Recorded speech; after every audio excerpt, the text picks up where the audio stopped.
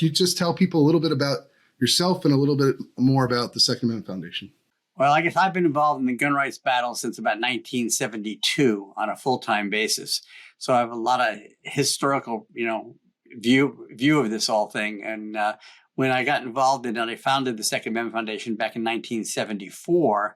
And one of our purposes was to eventually get a case to the United States Supreme Court. And, now we've had 3 big ones at the Supreme Court in total. I guess when we first started, it was a pipe dream. But we did it, but we had to set the ground rules and the framework to ever get a case there.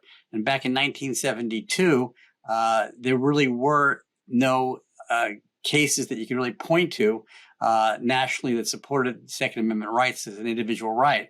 In fact, the only case, Stephen, that was out there was an Oregon case based on the Oregon state constitution supporting the right to keep and bear arms. And it didn't even involve a gun. It involved a knife.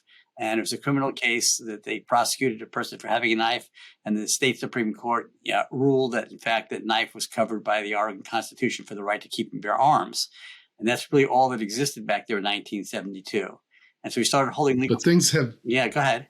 Things have changed quite a lot since then, right? Yeah. So we started holding some legal scholars conferences, bringing pro-gun attorneys and legal scholars together to determine what we had to do to ever be able to build a framework or a foundation to ever get a case to the United States Supreme Court. And it started a lot with like law review articles and, serious historical journals and popular culture publications. And we started getting articles written in place to build a framework for this. And then one of our legal scholars conferences, we invited a lot of people on the other side too, because we wanted them trying to pick apart where we were going and what our weaknesses were. And they didn't realize that what it was for. And they helped us out a lot, telling us where our weaknesses were. One of the things that came out of one of these conferences, what was really important, was the idea of, you couldn't challenge all these laws if you didn't have the Second Amendment incorporated through the 14th Amendment, making it applicable to all 50 states. And we brought in the dean of the University of Florida Law School, who went over a lot of stuff with us with incorporation. And pretty much we had to start out a suit that had to be against the federal government or a federal enclave to determine the individual right before we could ever even get a case to go to incorporate the Second Amendment through the 14th. So it started again, as most of your people probably know, with the Heller decision in Washington, D.C., because that was not a state and we could win. And then that day we won that suit, the same day we filed the McDonald versus Chicago suit to knock out Chicago's gun ban and incorporate the Second Amendment through the 14th, which then made all these other cases possible, including the Bruen case that went to the Supreme Court, challenging New York. Yes, so there's quite a lot of history there. And you guys were involved all along the way. And of course, you're still involved in gun litigation after Bruen. You have how many cases do you think you have going right now? Or, rough estimate.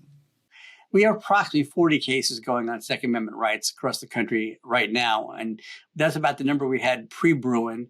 And some of those we've already sort of won or taken off the board, and now we've got new cases coming up on the board. So we're staying around that 40 number, which is unbelievably amazing. If we were a major national law firm and had 40 active court cases going on at one time that were actually being litigated, that would be an awful lot to keep track of.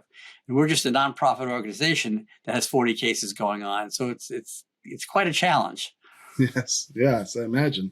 And so what are, I just give us straight away your reaction to Bruen. What do you think the impact of that holding is going to be on gun litigation from this point out? Well, it's a major impact, not just on gun litigation, but on gun legislation as well, because we're having a reaction from the other side passing new laws. But basically, the important thing about not only overturning the New York, so-called ban on carry, which is basically what it was, it got rid of the so-called two-tier system on how federal courts determine Second Amendment rights.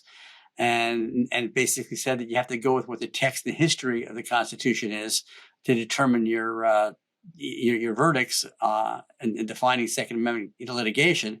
And this system where it allows governments to come in, states to come in and argue, well, it doesn't matter what the Constitution says.